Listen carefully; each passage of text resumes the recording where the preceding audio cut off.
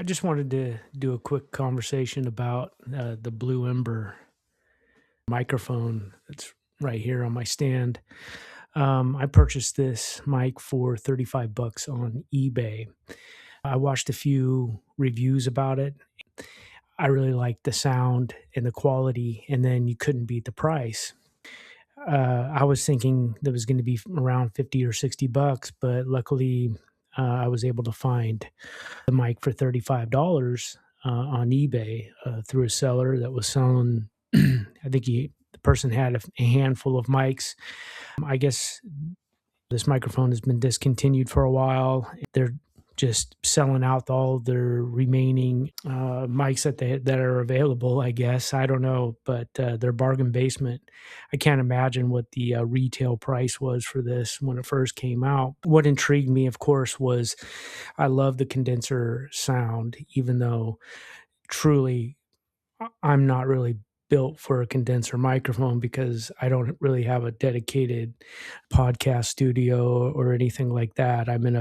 Currently in my wife's changing room. I have a little corner desk here that I'm able to use for my podcast stuff. It's not treated or anything like that. So a condenser microphone with barking dogs and thin walls is probably the last thing you should be picking up to use in this case, especially since I do probably have a decent handful of dynamic microphones that would suit my purpose way better than this. But I just love the condenser sound.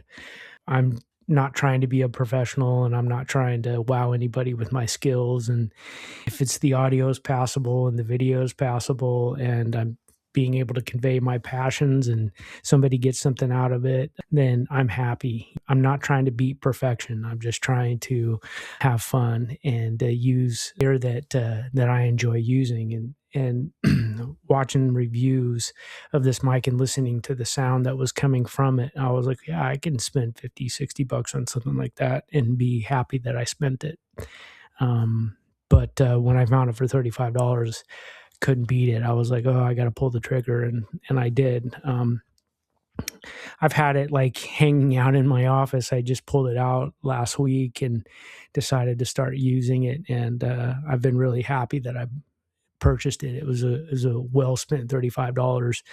From what I hear, that there are some quality control issues and some of the sound, I guess, when when you go to post production, it's not the greatest, or there's a little bit of noise coming from the mic, I guess. But I don't know. I don't hear it, and I don't. Like I said, I'm not a professional audio person. I'm not an audiophile, so I don't listen to every little idiosyncrasy about audio. So whatever, if it sounds good enough and doesn't distract you from the conversation that I have during my podcast episodes, then that's all that matters to me. But and again, if I have fun using it, and one of the things is I like the form factor. I really been digging handheld microphones just because they're less cumbersome, smaller, lighter, easier to maneuver, easier to put on different stands.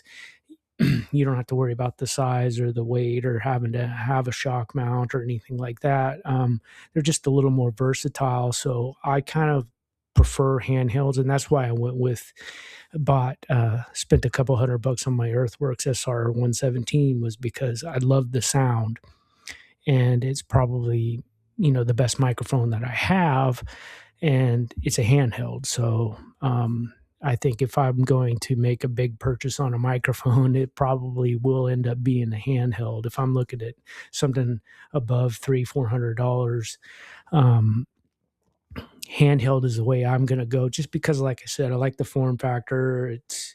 It's space saving for me. I do like some of my dynamic microphones, like the Tank One. You can't beat that. I have the Shure MV6, the Shure MV7 gaming mic clone, you know what I mean? That's a great microphone. I have the Mayano PD 200, which I haven't talked about yet, the wireless version. I haven't had a conversation about that yet. I have the K688, the AM8 Pro Pro. Those are all great microphones, and I enjoy using all of them. But form factor wise, I just like something more on this level.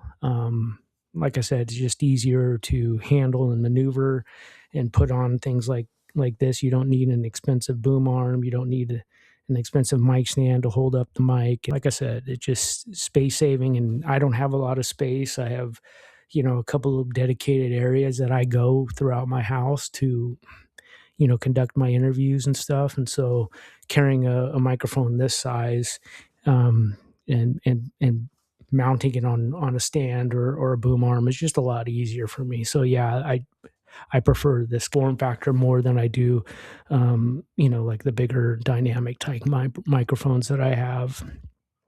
Sound wise, I like all the microphones that I have. I'm going to continue to use all of them, but like I said, preference wise, I like this size in this form factor, and my SR 117. I just like that a lot. So anyway, that's what kind of sold me on the idea of buying this, and so I can put up with a little bit of extra noise coming from the microphone, or not a perfect sound.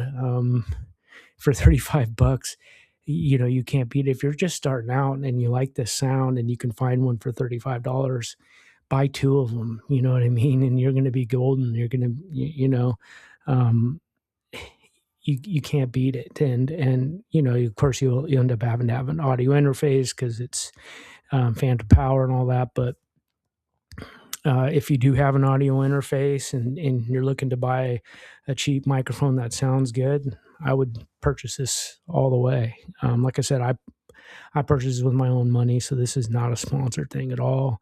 Not really a big fan of eBay either, but this was something I couldn't pass up. But I'd rather make a $35 mistake than a $350 or more mistake. So it was a little easier pill to swallow, but it took me for a while to really like pull it out and use it. But yeah, I've got it connected to my Lewitt Connect 6. This is the sound that's coming from it. Let me know what you think.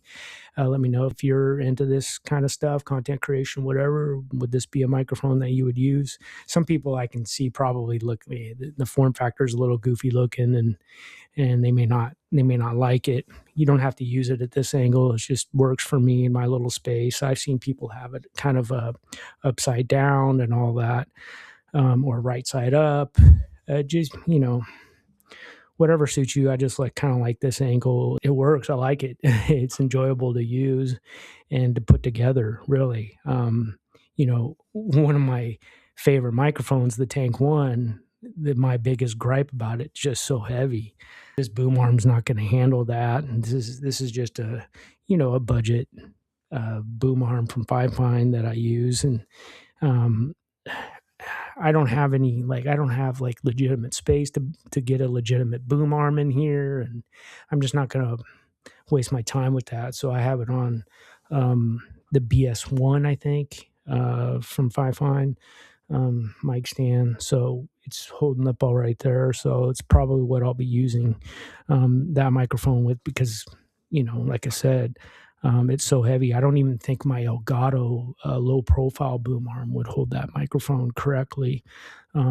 So yeah, I just, and this is why I go for these microphones, because I'm all about plug and play. And if it's cumbersome to use, then I probably won't use it no matter how much I like it. I'm not going to go through all the tests. There's other reviews out there that, will talk to you about the finer points of this microphone. But, for me, it's just about sharing my use case, my experiences, and what I would use it for. I'm not going to use it for anything else besides what I'm doing right now, and doing an interview. I went live with it the other day, and it worked well. Not much really else to say. And again, let me know what you think. Until next time. I got a couple of videos that I want to put out in the near future. If you haven't, go ahead and watch my little conversations about the Lenovo Legion 7i.